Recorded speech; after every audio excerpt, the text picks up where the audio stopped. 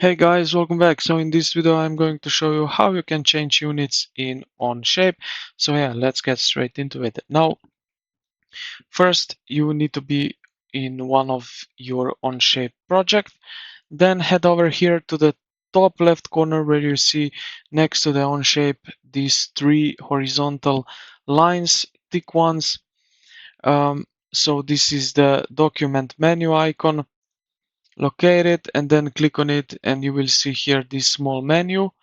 Navigate to the workspace units, and now here from the drop down list you can change your primary settings such as switching the default length unit, so you can go from millimeters to centimeters, foot, inch, yards, and so on. Also you have here foot per second squared, meter per second squared, and so on.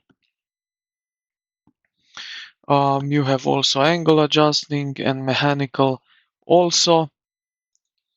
Um, you can, yeah. So yeah, this is pretty much it. When you are happy with all of your settings, just click here on this green check mark button, and yeah, this will apply the new units, and that's pretty much it. So I hope this video helped you out. If you did, consider to like the video and subscribe to the channel. Thank you for watching, and I will see you in the next